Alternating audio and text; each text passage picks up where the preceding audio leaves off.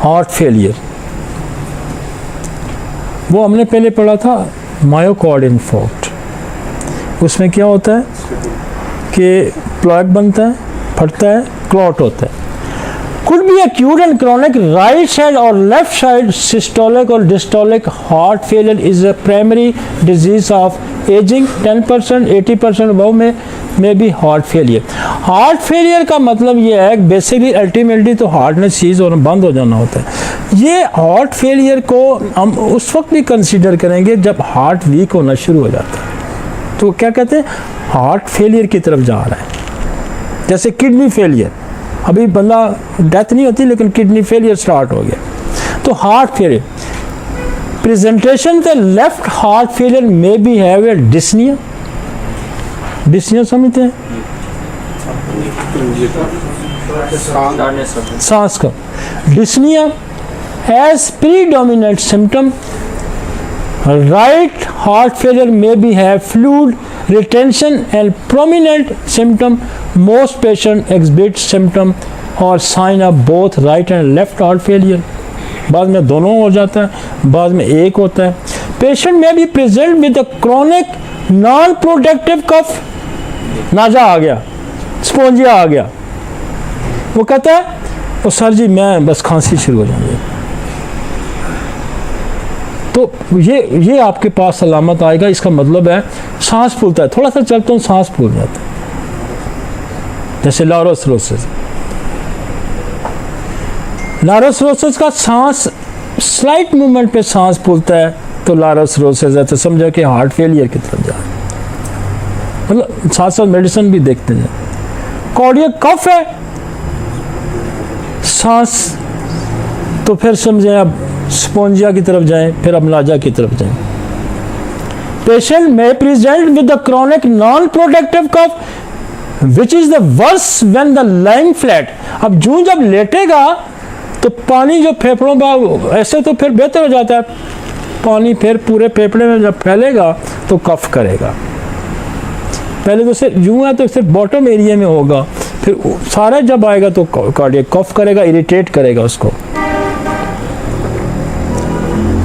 Nocturia may be because of exertion of fluid retained during the day. They may be fatigued and exercise intolerance. Fatigue feel करेगा, exercise उसको बुरी लगती है। Right heart failure patients will have sign of fluid retention and a bit edema. आपको जो right heart failure होगा, आगे भी मैंने बताया कि क्या होगा, टांगों में सोजन आ जाएगी। और हम पता है क्या करते हैं, मैं आपको बड़ा ये जो आते हैं ना प्रेजेंट हार्ट फेलियर वाले मरीज आते हैं, मैंने इनके लिए मेरी कार्डियोलॉजिस्ट एक जहाँ था उसके साथ बड़ी लंबी डिस्कशन हुई, यहाँ होता था शिफा में। वो कहता जी कोई ब्लडी साइंस नहीं है। देखा क्या हूँ, कहता है पानी जमा हो जाता है ना फेफड़ों में, जिस्म में, पानी निकालो तो गुजारा करो।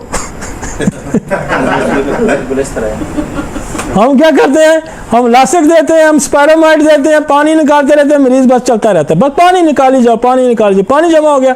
ये कोई लंबी साइंस नहीं है, हार्ट पंप से ही निकाला, कमज़ोर हो गया है तो पानी जमा हो रहा है, फेफड़ों में भी जमा हो रहा है, जिस्म में भी जमा हो रहा है। अब बस पानी निकालने की कोशिश करें, बस इतनी सारी साइंस समझे, ज़्यादा साइंस ना समझे। मैंने क्या किया कि मैं लेक्सिस लाइको का ओरोमेल में का इस्तेमाल, लेक्सिस लाइको, साथ हम एपस रोज दे देते हैं 1 ml। वो हफ्ते के अंदर ना पानी खत्म हो जाता है, एपस निकाल देती है। उधर से लाइको ओरोमेट ये जो है ना हार्ट को मजबूत करती रहती है। नाजा दे दी, बीच में कैक्टस दे दी, ये हार्ट को मजबूत करती रहती हैं। साथ हम, मैंने उसकी बात समझ ली, मैंने कहा ठीक है भाई इतना ही काफ़ी है मेरे लिए भी, तू सर पानी निकाले जा, मैं साथ हाथ को भी ठीक करी जाता हूँ। उसने कहा हार्ट ठीक नहीं होगा बस पानी निकाली जाए।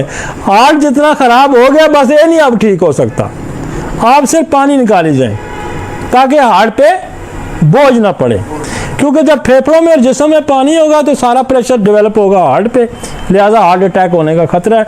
उससे बचने के लिए पानी निकाली जाए, बस पानी निकाल। तो हमने आगे क्या किया कि हमने पानी भी साथ निकालना शुरू कर दिया, साथ हार्ट को तो एलोपैथी में ऐसा नहीं होता कि हार्ट आपका ठीक हो जाए। हाँ, वहाँ कोई ब्लॉकेज होगी तो वहाँ स्टेंट डाला जाएगा या उसको रिमूव किया जाएगा। जब हार्ट फेलियर में चला गया, वीक हो गया, इसका कोई हल नहीं है, पानी निकाले जाओ बस। ब्लड प्रेशर की दवाई दो, पानी निकाले जाओ। तो मैं वो इलाज मैं भी कर सकता हूँ, मैंने आपको बता दिया ना, पानी लैसिक से उससे निकलता है स्पेरोमाइड से। तो आप इसको देखें, ये फिलॉसफी समझने की कोशिश करें। तो एपस जो है ना, पानी निकालने की बड़ी माहिर है।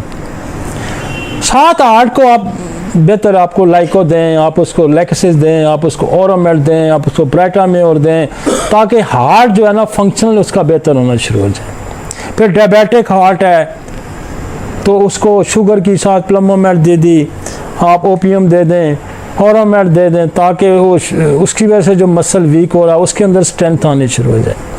तो फिर बड़े 10-10, 12-12 साल, 15-15 साल से हमारे पास मरीज़ हैं और वो वेल हैं। वो एक कह रहे थे जी हम 10 कदम नहीं चल सकते, हम 10-10 किलोमीटर वॉक करते हैं। तो हमसे पानी नहीं खा रहे, हम थोड़ा हार्ट को भी बेहतर कर रहे हैं। तो उन डॉक्टर साहब की फ़िलासफ़ी ये थी, मैंने कहा मुझे कहने बात इतनी, इससे ज़्यादा इसमें कोई साइंस नहीं है। तो मैंने कहा जी ठीक है, आपकी बड़ी मेहरबानी, यही साइंस है, लेकिन हम थोड़ा, हमारे पास दवाइयाँ हैं, हम हार्ट को भी मजबूत करते हैं। नेक्स्ट चले।